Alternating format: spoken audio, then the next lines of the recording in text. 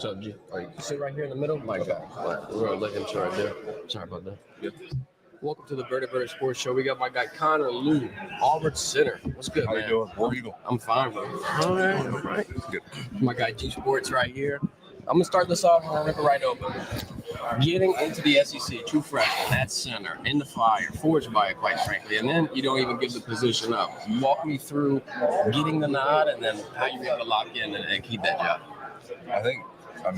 Going back on that was just an amazing point in time, just coming in as a freshman, getting the opportunity to go, show what I can do. And obviously once I got in, I think the preparation kind of took over, just training every week like I was the starter. And then once I became the starter, it was no different. So it was pretty easy.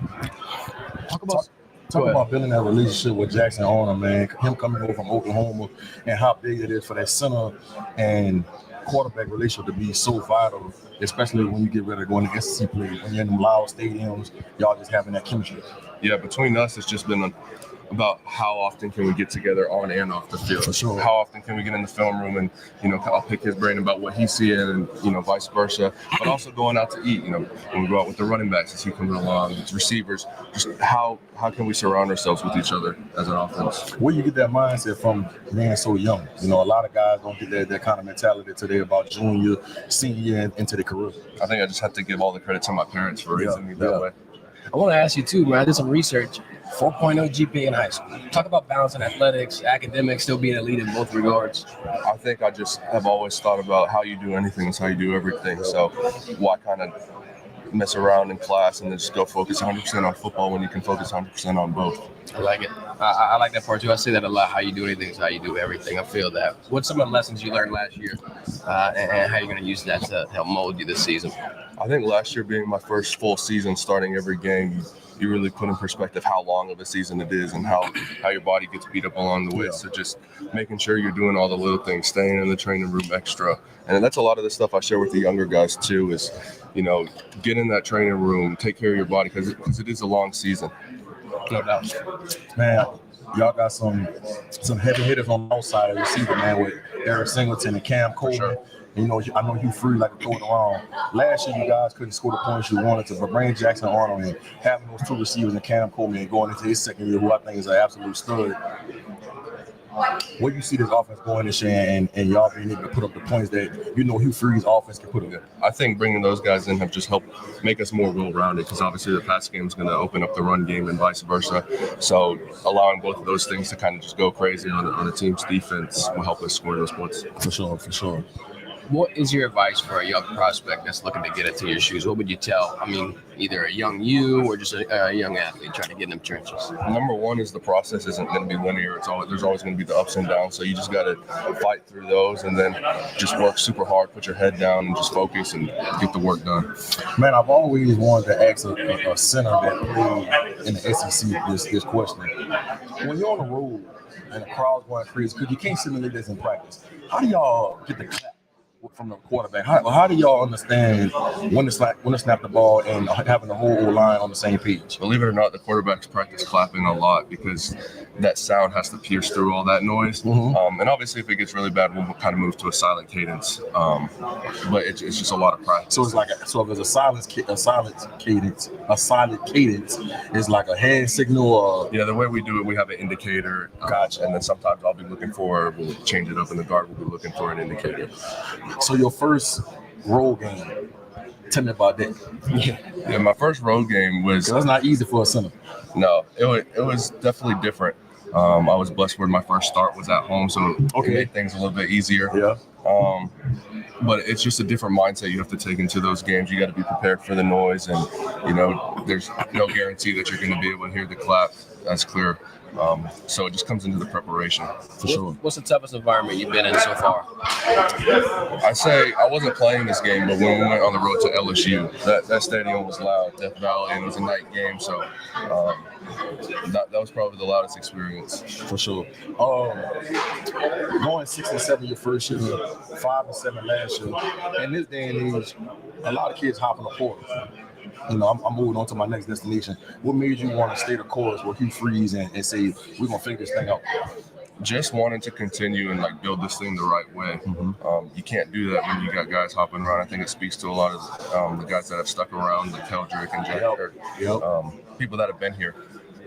Just building this thing the right way, and like I said, putting your head down, working through the challenges. Because like I said, it's not linear.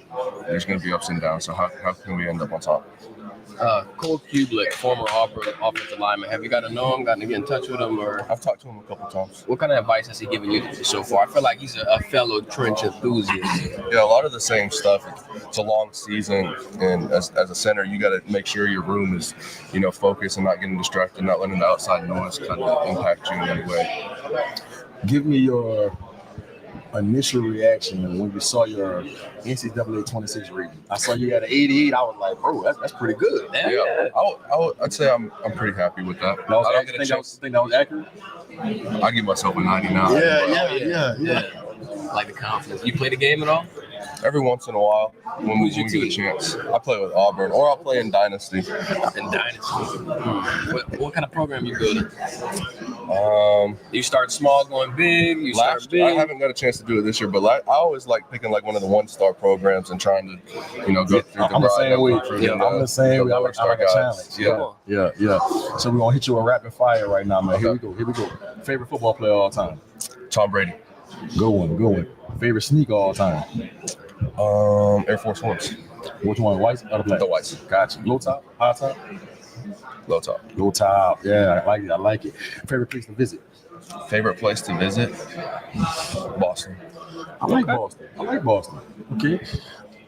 Favorite artist to listen to when you're getting ready for a game? Lil Baby. What song? I just put it on shuffle, honestly. It all hit. I got you. Toughest defensive lineman you ever had to go against? Go. Let's see, either Nazir Stackhouse or Deontay Walker. Stackhouse, that was don't tell me. Georgia. Yep. And who the other one? Deontay Walker. He was at Kentucky last year. Gotcha. And last but not least, if you wasn't playing football, what would you be doing with your life? Flying airplanes. Really? For the Air Force or commercial or how? Probably more corporate aviation. Gotcha. Man, appreciate your time, man. Thank you guys. Season, man. Good to meet you guys. Like your suit too, bro. Thank you. Thanks. Have a good one, McDuck. That's like you gotta wear that for the draft. Yeah. Good luck, man. Thank you guys. Appreciate you, bro. Thank you, sir. G, what's good, bro? How you feeling? How's the morning going for you? I had some breakfast. I was able to get some breakfast. What you got? Just some eggs and some potatoes. A little bit of carb, a little bit of protein. Yeah. Man, come get your coffee. Come claim your seat and get your coffee, man. Beginning the SEC Media Days. They're going to start off with Kirby Smart, and then we're going to move into Auburn. Then you got Tennessee. Then you got Texas. G, they have a 5-star prospect that's going to commit today. Do you know who it is? Because he's battling between Georgia and Texas. That's an O-Lineman? I'm going to have to do my due diligence. Because I saw that this morning, and I'm like, man, they in the same building today. They're going to find out together. They're going to find out at the same time. They already know. Yeah. When guys are putting them commitment dates out, let's just say it's August 2nd, them coaches be knowing pretty much going into that week. Every now and then you might have a wrinkle where it might change the day before or the day of, but 90% of the time they be knowing the week of going into it. So whoever he deciding to commit to, they already know. So what we're gonna have to do is read the body language. We're gonna have to put all the stock in the body language. The minute they walk in, who got the most swag when they walk in? Well, you can't really go into that because if I know Kirby and them like I know them, you don't get too high, too low with no commitment. You don't get too high, too low. Who you think's gonna have the best drip on head coach wise? SEC Media Days. I'm going Sark, man. What's Sark? Not a bad bet. I'm gonna go with my guy Billy Napier. Okay. I might be being biased. Wait, that's tomorrow. Oh, you talking about today? Yeah. Okay. Well, all right. We'll do both all week and then today. So Billy Napier all week. Today we got Sark. We got Hugh Free. We saw Hugh Free, so we know he's not gonna qualify. If I'm going off of the recent history of Kirby Smart, probably not. I would have put Brian Kelly. Who else? Today, Josh Heupel.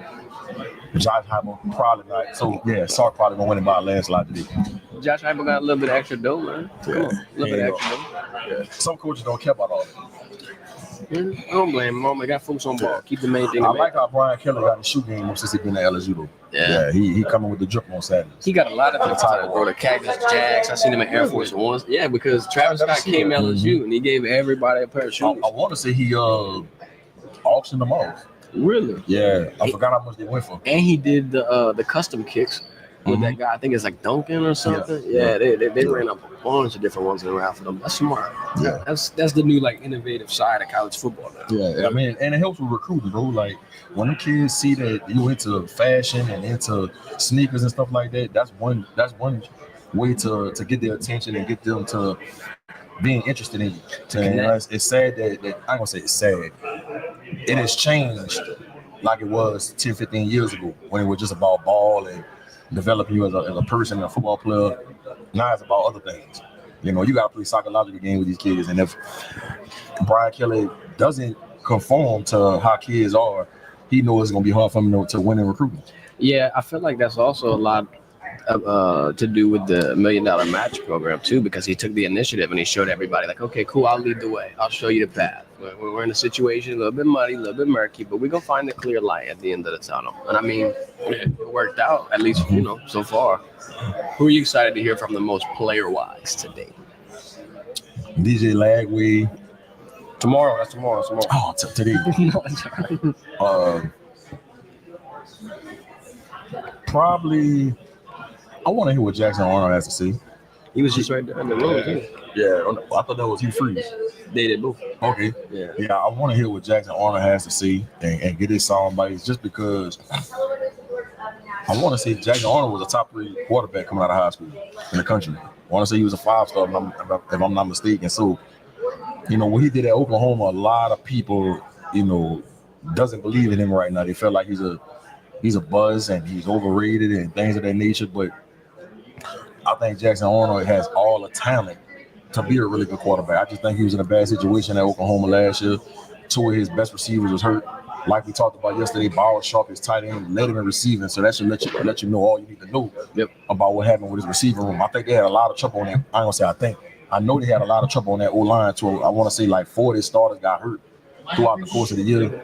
So when you talk about those type of things, people don't take that into consideration when you evaluating the type of season they had. You know what I mean? And so if you just look at the talent, he has it.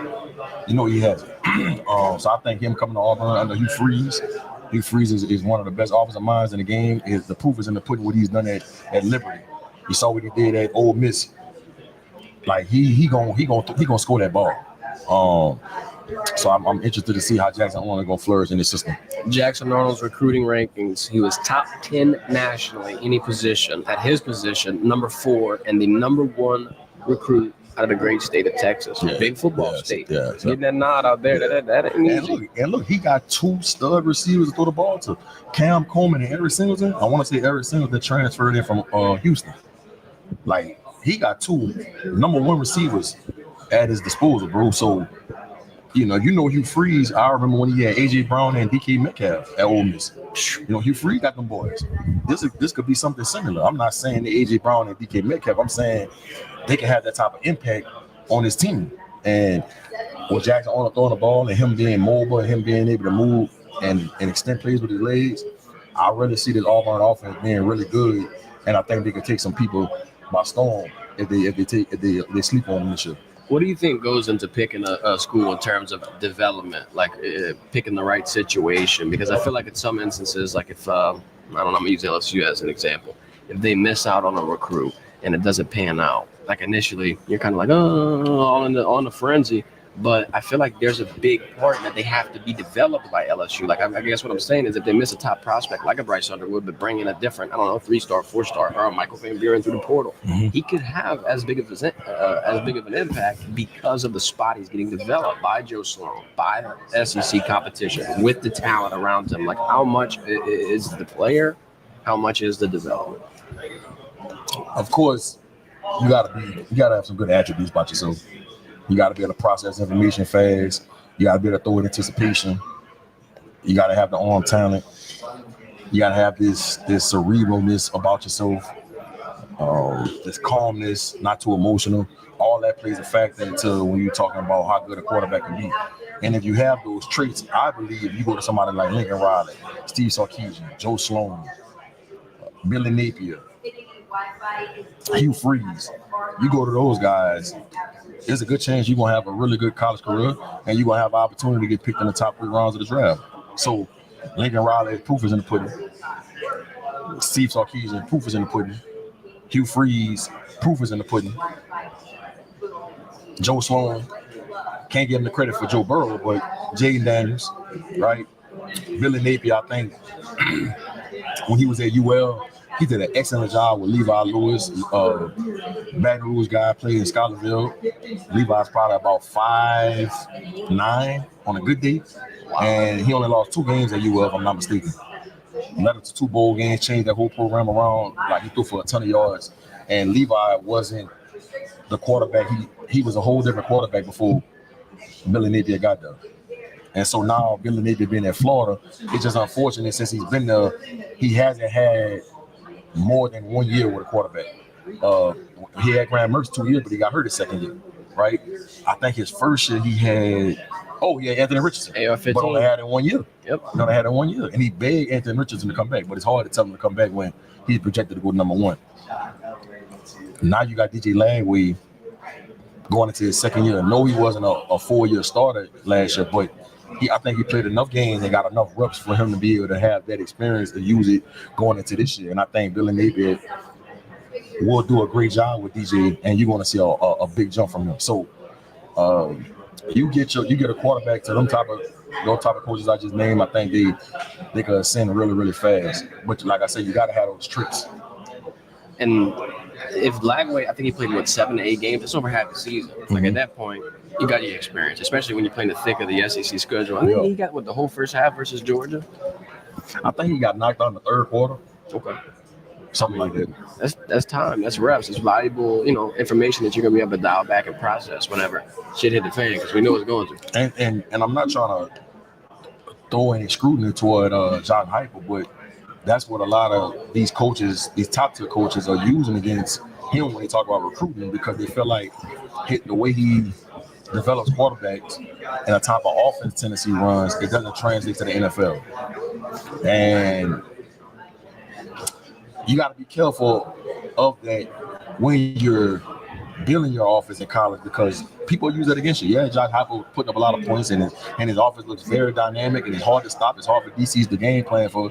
But you always got to think about how would this offense translate for my quarterback when it pertains to the next level.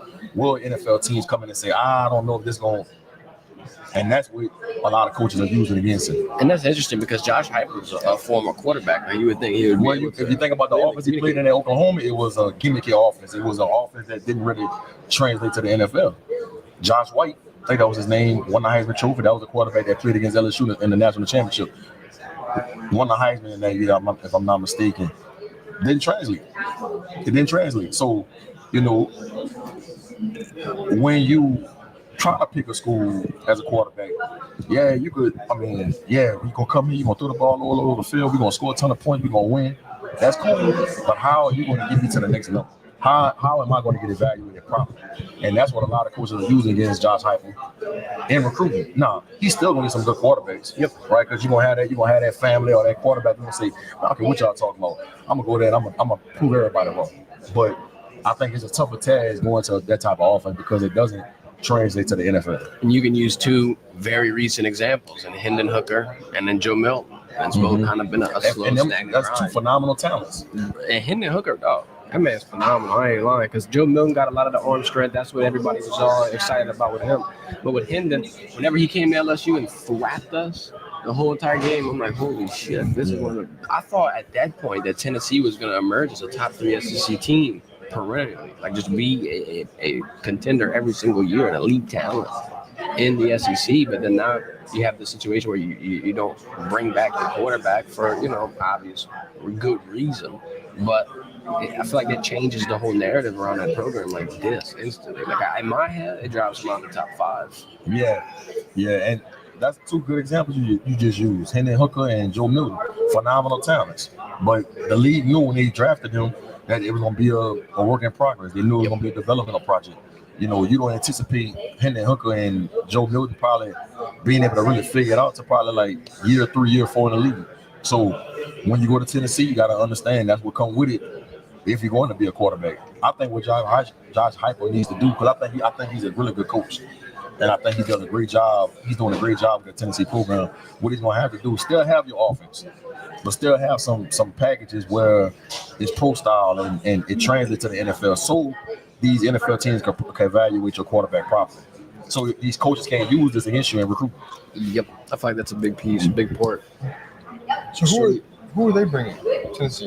Tennessee? Yeah, I mean everybody bringing their quarterback. Does Tennessee have? Nah, I don't think they're bringing a quarterback. Mm-hmm. Okay. Interesting. They're gonna have the list. If I'm not mistaken, they're not bringing a quarterback. It's not a bad.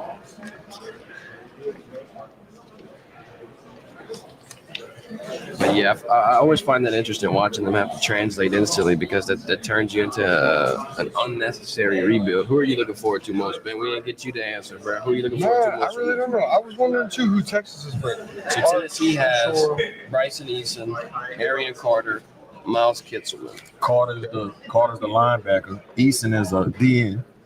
And who else? Miles Kitselman, Arian Carter, I think Bryson Eason. Kitselman is a tight end. And then Texas, Anthony Hill. Anthony Hill, one of the best Mike linebackers in the college football. And then Michael, I want to mispronounce. Taff? If I mispronounce, Oh, he plays safety. Okay. Yeah. I was hoping they'd bring Wiseman out here, man. Yeah, I running guess back? so, yeah. This man got a CFB bias towards him. A little bit. Man, if y'all cook on my team, then I'm a fan. That's all I know. Come on, you're a long guy. Good program builder. Oh, yeah. But, yeah, I mean, I don't know. It's cool to see everybody out here. I mean, the coaches are awesome to see. Yesterday was real cool.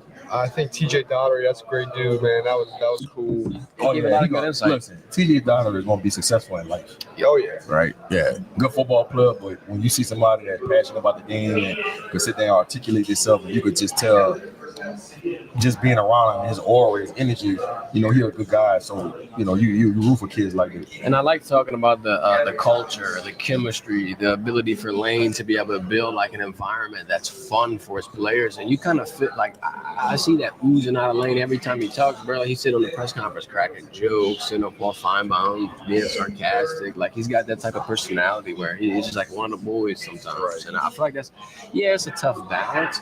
But that gives him, in my opinion, like the title of almost the most beloved SEC coach right now. Like, I mean, in between him and honestly Kirby Smart or maybe Sarkisian, and what's the funny common denominator about all three of them?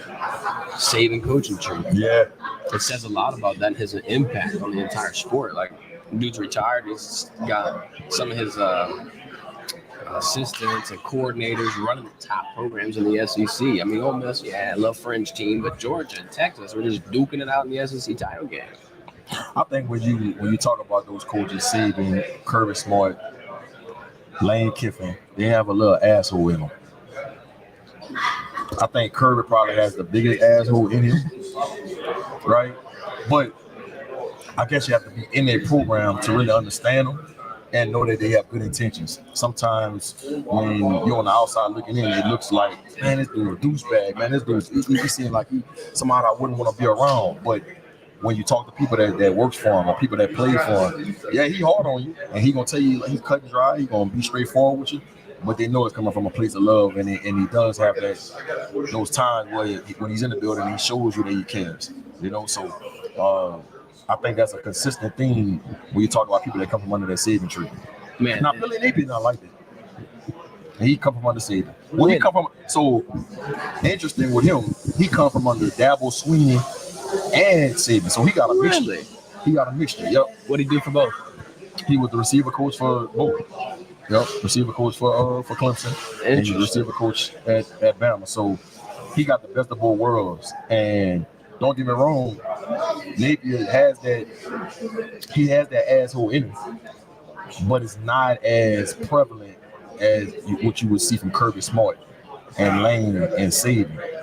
you could tell he has that mixture of Dabble and Saban in him, though. You know, I wonder how offensive-minded coaches like that, or like Elaine, like how do they? I mean, shit, Sarkisian too. How are you managing the defense as well? I know you don't got to do everything. You got all these different coordinators and assistants and yada yada yada. But I guess what I mean is, I feel like he'd connect the most with the offensive guys because he speaks their language. Like it's kind of tough. I feel like to wear the two or double-sided hats. I mean, Joe Sloan kind of talked about it the most too. Like he was saying, when he talks to the quarterbacks in the offense, he's tapped in, but when he talks to the defense, it's just a little different. Like what? How do you wear both hats like that? I feel like I'll get confused. I feel like that's one of the reasons why Lincoln Riley hasn't been able to get over the hump when he was at Oklahoma and now that he's at USC, because I know players that have played for him that have said that he doesn't even go on that side of the field. What? He doesn't even touch the defensive room meetings. He stays with the offense. I've had some players on that play defense say they barely talk to Lincoln Riley. So when you're a coach like that, it's only so much you're going to get out of the team, right? You better have a hell of a defensive coordinator that can grab a pulse of that defense and be able to get the boys that want to run through a wall for y'all. Because I believe as a head coach, man, you got to be balanced. Yeah, your 14 might be offense or your 14 might be defense, but you still got to interact. You still got to be a part of the game plan week in and week out. I think that was one of the things about Sean Payton that I liked when he was with the Saints. Sean Payton was heavily involved in what was going on defense. That was one of the reasons why I didn't want him to hire Dennis Allen. Same thing I heard about him. Dennis Allen never went on the offensive side of the ball. Wasn't involved in the meetings, wasn't involved in the game plan. And if you listen to Dennis Allen in his press conferences, when somebody from the media would ask him a question about what's going on with the offense, what's going on with Pete Carmichael, what's going on with this, what's going on with that, Clint Kubiak when he came in, he never could give you a legit answer. He would always say something like, I need to go watch the tape, and I'll probably give you a better answer on Monday or Tuesday. Bro, man, nobody won't hear that. Let me know that you understand what's going on. Well, At least a little bit. If I ask you on 3rd and 7, what made y'all call a draw play? You can't give me an answer to that. Y'all on the headset. You know what's being said. That's because he's standing on channel 2 with the defensive coaches. He's not even flipping over to channel 1 with the offensive coordinator, the receiver coach, and the running back coach. He just want to stay strictly on one side of the ball, and I just think that's not a recipe for success. He need to get multi-view. He need to have channel 1 and channel 2 playing at the same time. And if you want a little bit of channel 3, you gotta blend in, get your quad view going. And that's one thing I need to see about Kellen Moore, because I don't know, this is his first time being a head coach, so I'm wondering, is he one of the coaches that just stays on the offensive side of the ball? Are you inserted into the game plan on defense? Do you know what's going on? Or are you just strictly on the offensive side? So that's something I'm curious to see. I do like that Kellen and Doug Nussmeier have been together at every stop. Chargers, Cowboys, Eagles. Here we are in New Orleans. I feel like that can help ease that transition a little bit, as Nussmeier can wear that offensive hat. And kind of, he knows how he wants to run things, or what the vision is, at least from last season. It might be able to ease him up a little bit. What do you think about the Saints situation in general here? I heard that someone yesterday talking about you have Drew Brees and everything's going great, and then now you got Tyler Shaw and Spencer Rattler. I'm going to double down. I really don't think Tyler Shaw is going to be that bad. Like, is he going to be phenomenal? Hall of Fame, give him the gold jacket? I ain't going to say all that, but like he feels NFL ready to me. I feel like he got enough under his belt where I'm confident throwing him out there. The good thing about Tyler Shaw's situation is no expectations. That's another point. So no pressure. That's a great thing. He's gonna come in with people looking at him as if he's like a 7th-round pick, not expected to do good things, come shit the bed, but he might come in surprises. I don't know. We'll see. I believe that the Saints are gonna struggle this year. I hope I'm wrong about it. I really hope I'm wrong about it. I just don't think they have enough on that roster to be able to make a run this year. I just don't see it. I think we're going to be around that 6-7 win mark, and we're going to be in the top 10 of the draft next year, right? And then when you talk about, I think the offense will be better. Yep. It's going to look better, right? But on defense, they really, really old, and I think that's going to play a factor as you get into the latter part of the season. I want to know this. Are they going to contemplate, let's say you get a top 5 pick, you're the GM, put your GM cap on, Mickey. You have a top 5 pick, got a potential, quarterback that you could select, whether it be Nussmeier, whether it be Allard, potentially Arch Manning, which I doubt. But would you draft a quarterback, or would you just put all the chips on Shaw or Rattler or whoever? Or what has to happen for them to either A, keep Shaw, and what has to happen for them to be like, all right, you know what, we're drafting a quarterback 2 years in a row? There's no way they'll draft a quarterback in the first round. It doesn't feel like it, but I was just wondering, a top 5 pick, what if the opportunity presents itself for like a generational talent? I just don't see it happening. You spend a second round pick on Tyler Shaw. The high second round. They don't. The NFL don't operate like that. It would have to be extreme circumstance for them to say we taking a quarterback in the draft next year. Like he had to throw 20 in the first round. I'm not saying he wouldn't do it in the later rounds, but for them to pick one in the first round, it would have to be something extreme to happen. So riddle me this: you get the top 5 pick. Now, do you consider trading it? What did you do? What did you do with the Saints? I mean, it just depends on how this season play out. You just don't know how it's gonna go. Defense, I just think they got a lot of holes. I know they brought Chase Young back. They got Carl Granderson. I like them too. But Cam Jordan's getting old. DeMario Davis is getting old. Tyrann Mathieu is getting old. That was my first thought. Right? That's the 3 levels of the defense: D-line, linebacker, secondary. And that's 3 of your top players on defense. So they're going to have to replace them guys. I think when you talk about wide receiver, Chris Olave's contract is coming up. Sure. Are you gonna give him his money, or are you gonna let him walk? Like tight end. It's just a lot of different spots on that offense that they gotta take care of too. Then you talk about Alvin Kamara. I think this is his last year in black and gold. I really do. I'm surprised he's not going already. Yeah, me personally, I would have traded Alvin Kamara. Not that I think he's washed up, and not that I think he can't help a team, but I think that when you start getting to this point of your career, I think he will be he's in his 3rd contract, right? So he'll be going to his 4th contract. This is when you start seeing Father Time catching up with him. And it's best to move on from him and get something in return before it gets to a point where a team look at him and say, nah, we'll give you a 6th round pick for him. Right now, I think he still has some value. I think you could get a 4th round pick for Alvin Kamara. Which is wild to think about, because 4th round, that's a good pick, but it's just like the NBA, dog. You getting a 1st, a 2nd, you getting a top 10 protected pick next year in the 1st round. Like the trade values are so weird. A 4th round pick is value in NFL. It is, and it's because of a lot of things. I feel like they got a lot more rounds. NBA only got round 1 and round 2. So I'm sure if they had 5, 6, 7 rounds, then you're gonna be able to see a lot more of those late round pick swaps or whatever the hell they do. Another thing is also how many positions that you have to fill in roster spots you got in football. It's a completely different situation in and of itself. Man, yesterday people were cutting up on Brian Kelly for that, putting the logos on the bags, bro. Like, I know we talked about it in the morning, but I feel like people are too critical on Brian Kelly. I feel like people just everybody's got a face that they have to either root for or hate. They got a hero and they got a villain. And honestly, I'm a double down and say, like, even women's basketball with LSU, it's like Coach Mulkey wears that role too. LSU is one of those brands that's just so polarizing. Either you love them or hate them, and I feel like that's kind of playing into it a little bit. But what was your assessment from Coach Kelly yesterday? Takeaways, any of the things that's sticking with you? Bro, if Brian Kelly comes this year and they make it to the playoffs, they don't even got to win it.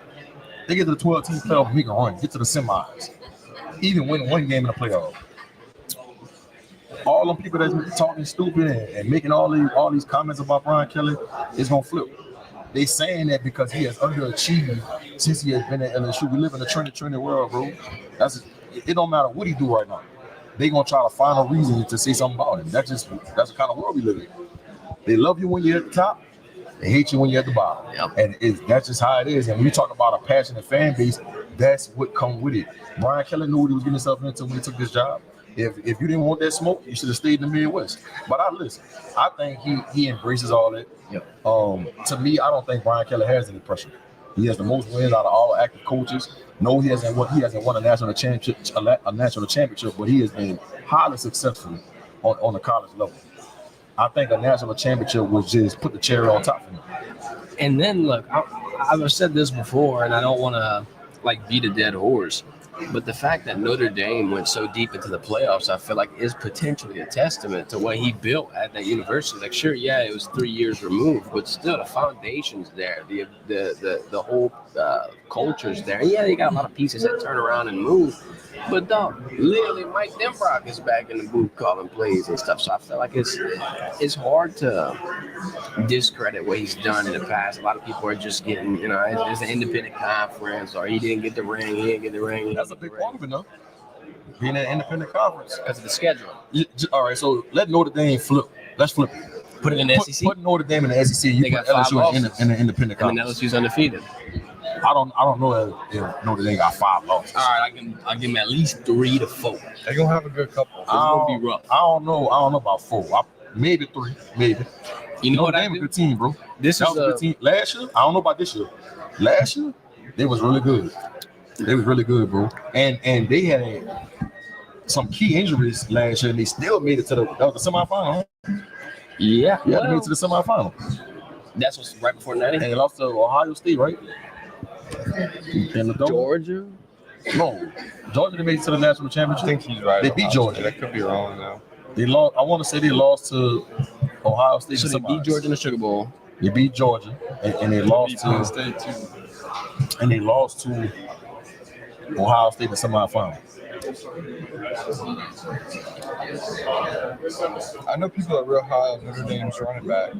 Love. Yeah, I think it's her name Jeremiah Love. Yeah, he come back. Hey man, the back of 24. I forgot 24 last name. Yeah, they did make the natty. Didn't even lose in the so they made it in there. Okay. Yeah, I'm saying Notre Dame lost in the semis. Right? No, they lost in the natty. I forgot that. They showed it. Right. I had to refresh. Right. They made it into the natty. Who Notre Dame beat in the semifinal? Penn State. That was Penn State. They beat. Okay. Coach Franklin. They beat it by 3. And then on the other side, Ohio State beat Texas by 14. Yeah. But and then look, Notre Dame had injuries. Like their best corner, he was hurt. And they had like one of their best offensive linemen was hurt. I think one of their starting receivers was hurt. They had some injuries last year throughout their playoff and still was able to make it to the natty. And bro, they was in that game. That game came down to the wire. I know the score might not show it, but if you really watch that game, it was closer than people probably think. Well, I mean, 11 points, that's not a blowout. No, that's a 1.5 possession. I said all that to say, if Notre Dame was in the SEC, yeah, they probably would have had 2 losses, maybe 3. But if you put LSU in the independent conference, bro, they run through that. It's undefeated. They might get 1 loss. They might get 1 loss. And they would have to schedule like a P4. What was double. Notre Dame's schedule last year? Let's look it up. I know they lost to Northern Illinois. Oh, they were 14-2 all season. Wow. So they started off on the road in Kyle Field, got a 10-point victory. Shout out, because not a lot of teams can do that. So I'm gonna tip the That was cap an right ugly there. game. That was. Ugly game. I watched the game. And then Northern Illinois gave them that L. Only other L they took all season long was in that natty, bro. They went on a tear after that. Let me see. Purdue, the only ranked teams that they played, Louisville, Navy, and Army. And then they did get USC and Florida State, though. And Yeah, LSU would have ran through that. LSU would have ran through that, bro. you think, dude, because last year, Florida State, I was about to say, you think LSU beats Florida State? But then, I mean, last year, Florida State yeah. was terrible last year. And how the hell that work? Absolutely How the hell terrible. does that work, dog? The first 2 years we played them to open the season, beat us. I mean, yeah, the first year, you get a tip kick, get overtime, you could have been able to do it. The second year, that was convincing. Whole different team, though, bro. Whole different team, yeah. Yeah, It hurts my soul to watch that. Sure they're a do. whole different team, bro. I mean, you know how many draft picks they had on the 2 teams that the LSU played for Florida State? Well, they had some dudes on that team. Keon, Jared Jordan. Verse. Jared Verse, the man, when I think about. I forgot number 55 name that played on side Jared Verse. He got drafted by the Rams. Yeah. Both of them got drafted by the Rams. The corner, the running back, got drafted by the Cardinals. He was number 3. And I'm having a brain for it. Too early, man. Gotta get them more coffee, bro. The running back, man. He got drafted by the Cardinals. I hate when I hear these brain farts. That's why we got Trey Benson. Huh? Is it Trey Benson? Third round, 66 overall? Yep. Trey Benson. Yep, Trey Benson was really good, dog. I'm trying to think of what number 55's name is, bro. I know he transferred from Western Michigan, but he got drafted by the Rams. Him and Travers, 2 teammates. That's fire. And then Travis was a dog at quarterback. And then, I mean, bro, ain't no telling what happens if he don't get hurt. Ain't no telling. What you think would happen if they put them in there with a backup? They had to put him in the 12-team playoff? Was it 12 at that point or was it 4? I think Nah, I think it was 8. Huh? I think it might have been 8, huh? At that time. I think it was 4. It went from 4 to 12? Yeah, I'm pretty sure. I'm pretty sure he just cracked it wide. Damn. I believe it was 4. I could be. Yeah. I understand why they did it. You know, the backup, they just felt like it wouldn't have been a good game. The ratings, that was about money at that point. I wanted to ask you this when we were talking about the playoff bracket last year. I wonder how different that thing looks once you reorganize those buys. Because you got Boise State getting a free ride to the second round. And I ain't hating on my boys, but I'm just saying, like, that's interesting. Yeah. Man. And then putting in that expansion, getting Ohio State to the AC, watching them win, go through a grueling schedule. Tennessee, Texas, obviously Notre Dame. One more I'm missing, but I mean, a complete. They got lucky playing Tennessee. It was Morgan. Dylan Sampson got hurt in the first quarter. Yeah, boom. That was a killer. That changed the whole complexion of the game. It did. Come on, do you get an honorary national championship when Michigan beating Ohio State at the end of the year? I'm counting it. I mean, you got to be honest with you, Ohio State should be thanking Michigan because that's what really I think was a blessing in disguise for them. I can see that. They that brought their team together because everybody was talking about fire Ryan D, and them boys came together and figured it out. We got to do like Georgia Tech and get a championship ring for Michigan for beating Ohio State. Lead the national champions. 2025. Let's go. They announced that Bryce Underwood is a starter? No. He is? They haven't announced it? Nope, they have not announced it. I've been seeing that he's turning heads and whatnot, but I haven't seen any official confirmation. But who else would they put? So I don't know if y'all was really listening to me when I said this yesterday, but they got a hurricane supposed to hit Friday. Yeah. You heard about it? How bad is it though? It's supposed to be a category 1 right now. Okay. Yeah. All right. Are you nervous over here? I am nervous. We got a big week coming up Thursday, Friday, Saturday. What's Thursday, Friday, Saturday? Dana White coming to New Orleans for the first time. Yeah, you was just talking about that. Over a decade, and now Hurricane Dexter want to come by and mess it all up. So why has he been coming to New Orleans? Because it's just not a good market. And then the only reason they're coming back is because Dustin Poirier is from the boot, and he's going to retire in the boot. But I ain't going to lie, I think they're not coming back again. I think it's over. That's not a bad bet. That's my team. UFC not really. In Louisiana, you don't really hear too many people. And I'm going to give you an example. If you go to Hooters, Walk-Ons, a sports bar where they got a UFC fight on, yeah, people in there, but it's not like jam-packed like for boxing. Now, boxing, it'll be packed. You should have seen the B-Dubs back in the gap. B-Dubs for a fight night? Oh, man. Homa pissed me off, though, because I can't find nowhere to watch the fight no more. I got to stream it. They got a little place for you to watch the fight, man. You sure they don't play that Walk-Ons? I used to call around. I mean, maybe now they might, but like a year ago, what was it? Maybe even shorter than that. We call Walk-Ons, Hooters, sports bar by UK. We call. So I ain't trying to dox y'all or nothing, but yeah. Bro, I'm like, dog, just buy the $100 pay-per-view. You're going to get that money back. You pay a couple. I'll pay a $10 cover to get it. I swear. Just to watch that's what some places doing, like New Orleans and Baton Rouge, they charge like $10. Now you're making a profit to show the stream. At that point, it's like it's worth it. But yeah, man, I ain't trying to drive to New Orleans, go watch the fights in the middle of a hurricane. Set C said, riddle me this. What are we riddling you, big dog? Riddle me this what? Are we waiting for another? Set C, I'll riddle you whatever you need, man. It's the riddle god right here. And Coco Diaz, Shama, my guy. Oh my God, I don't even want to talk about that. G, I feel like we're getting set up here. Do you know what am I getting set up for with this comment? What he said? Yeah. What do me and this haven't come. I don't know. Thoughts, G? Go ahead. Can you fill me in? Drop another chat. Let's see. Yeah, I'm lost. I'm lost. Oh boy. Said C might get himself banned on accident. It's the first day of Said season. 11-5, man. First day of 8:30 in the morning.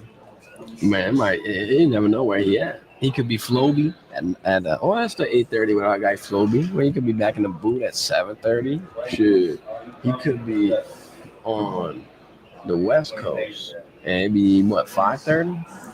Said C, if you talking all that mess at 5:30 in the morning Pacific time, that's crazy, man. That's crazy. He's on your bumper, dog. I ain't even gonna lie. We're about to get in there. All right, we're gonna wrap this thing up. I'm gonna go see what Kirby Smart talking about, not what Set C's talking about. I don't know what you're trying to set me up for, big dog. Appreciate everybody for tuning in. Go back to the beginning of the stream. We had Connor Lou, Auburn Center, on the chat. Good stuff. A lot of good information. I found it interesting. Starting in the SEC as a true freshman in one of the toughest positions, quarterback in that offensive line, being one of the main communicators. That's really the most important aspect of your entire team, at least on that side of the ball. But neither here nor there. Jump into this. We got some more coverage coming for you later today. We'll be live more towards, I would say, 11:30 Eastern, 10:30 Central, 8:30 Pacific. I just did the math for every single time zone for y'all. Hope y'all appreciate it. Give me a thumbs up for that. Enjoy the day.